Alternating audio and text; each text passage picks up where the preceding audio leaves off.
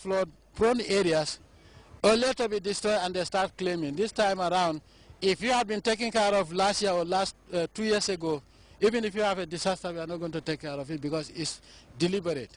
Now, people have built on waterways and they have been warned to move to higher land, but they never answer to that. So now we are going to be very selective.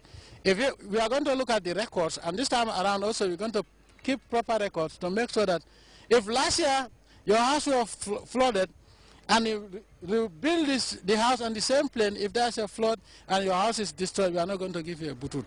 Certainly a major plus for disaster mitigation efforts as the rains approach. President Jammeh duly highlighted the essence of proper timing to ensure greater resilience against the disastrous effect of torrential showers, whilst calling attention to the need for farmers across the Gambia to gear up for extensive farming and crop growing activities in a bid to accelerate the nation's quest to attain food self-sufficiency. Let people prepare their farms now and in readiness for the planting season. It will surprise you to know that I've started planting. Yes. Now, if you plant now, depending on what crop you are planting, it saves you a lot of time. Weeding wouldn't be a problem. Because you plant now, the rains come, it germinates, you start getting rid of the grass. Otherwise, sometimes you are so overstretched. When you wait till last minute and you start planting one field after the other, by the time you finish the last one, the first one is overgrown with weeds, and then you find it difficult to really take care of your farm. It's important that farmers plant on time. Yes, it is important that, depending on the crop, like Findi, you should plant it now. Because if you plant it now, when the rain comes, nothing else will grow other than the Findi. Timely interventions amid appropriate preparations by government and disaster mitigation is seen a resolute and effectual design bent on easing difficulties for individuals and communities during the rainy season, ensuring optimum public safety from the damaging impact of flash floods. Ibrahim Ajata, GRTS. Time now to take a short break. When we come back, local news continues.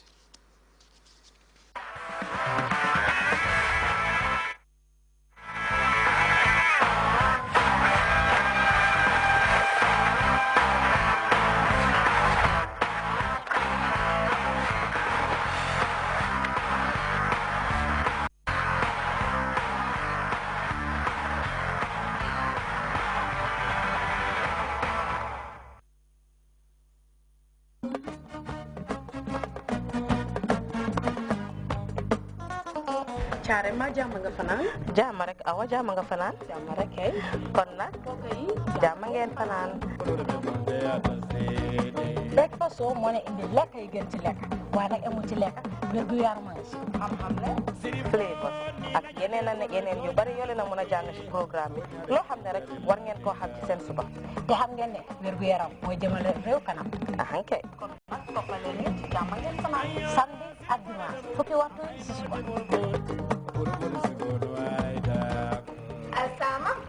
Isama woto nak alsama ñimu programme kutolti nga min kere kerale nan ndey kuma jada ken ya bije ku jama fanam bije. Welcome back. Turkey's Prime Minister Recep Tayyip Erdogan is in Tunisia, the birthplace of the 2011 Arab Spring, but Mr. Erdogan says there will be no Turkish Spring. Back home, protesters are again in the streets, that despite a partial apology from the government. CNN's Ivan Watson has more in this report. Aliva Tunsever takes careful aim and shoots. The champion archer is training on a new archery range that was inaugurated barely a week ago by the Prime Minister of Turkey, Recep Tayyip Erdogan. The Prime Minister is a perfect person. He has reconquered our hearts. We are proud and we thank the Prime Minister for this place. The new archery range was built in Kasımpaşa, the proudly working-class neighborhood in Istanbul that the Turkish Prime Minister still calls home. The mood here, very different from nearby Taksim Square, where thousands of demonstrators have been calling for the Prime Minister to resign. The neighborhood where Recep Tayyip Erdogan grew up is located barely a mile away from the protests in Taksim Square. And while in some districts of Istanbul, residents have been banging pots and pans at night in protest against their prime minister, here locals proudly fly the flag of his ruling political party. This neighborhood is a bastion of support for Erdogan and his ruling Justice and Development Party, or AK Party. We trust this government, AK Party, and Recep Tayyip Erdogan. We trust too much. Erdogan has repeatedly dismissed the street protests that have spread across the country, calling them the work of a small group of troublemakers. On Monday, he reminded Turks that in the last national election, his party won 50% of the vote. Currently, we are having difficulty in keeping at least the 50% of this country at home, and we are telling them to be patient and not to get trapped in these games. Political scientist Cengiz Aktar interprets this statement as a threat. If you put 2,000 people in the streets, I can put, 10 times more than that. I mean, this is a very irresponsible way of tackling the crisis, because that means, kind of civil war between people. I mean, is it the way you solve a crisis? I'm afraid not. In Kasımpaşa, members of Erdogan's 50% said they would take to the streets to defend their prime minister if they were asked. Hopefully it wouldn't come to that point. The prime minister's gathered millions of supporters with a single word. But those who love this country don't want turmoil. We don't take the protesters seriously because they are the minority. We are already the owners of this country. Ominous words from Erdogan's supporters, Turks who are convinced they are a majority that for now remains silent. Ivan Watson, CNN, Istanbul. Mali's outpost settlement of Kidal is described as the capital of the region of Azawad, which is controlled by MNLA forces. Reports coming out of the area speak of horrific brutality against black Malians by MNLA fighters. Hundreds of refugees are fleeing Kidal as the Malian army moves to flush the rebels out of the area. We have details in this CFI report. Traveling by truck on the dusty roads to Gao.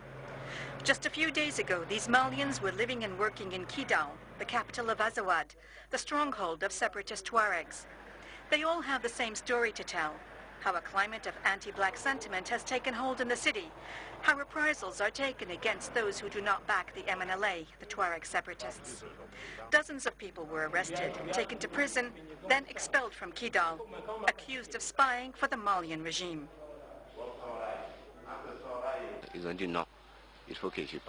They told me I had to leave the city because I was not Azawadian, I was Malian. When they organize marches, they never see people with black skin marching with them. For them, we're part of Mali. We are not Azawadians. They say we give information in Gao, that we tell the youth in Gao to demonstrate so that the Malian soldiers can come to Kidal. They told the blacks, either you are for the MNLA and you can stay, or you are Malian and you have to leave for Mali. They took us to prison. We were there for 3 days where we had nothing but water. Some 200 people suspected of working for the Malian army were arrested. The Tuareg rebels admit there were arrests, but deny this has anything to do with ethnic cleansing. Pressure is building up on the Tuareg separatists. Government forces are approaching Kidal. On Wednesday, they clashed with MNLA fighters in Anafis, a small town south of Kidal. France, meanwhile, has asked the separatists to lay down their arms. The International Criminal Court in The Hague has suspended the trial of former Ivorian President Laurent Gbagbo, citing lack of evidence. Supporters of the former Ivorian leader hailed the move, while opponents of Gbagbo are still optimistically looking forward to seeing the former president face a court for alleged crimes during his troubled term. Details in the CFI report. Judges at the International Criminal Court have told prosecutors in the case concerning former Ivorian President Laurent Gbagbo that they need to provide more evidence to proceed with the trial. The announcement was viewed as a triumph by Mr. Gbagbo's supporters in Abidjan, who dismissed the charges brought against him as politically motivated. For the moment,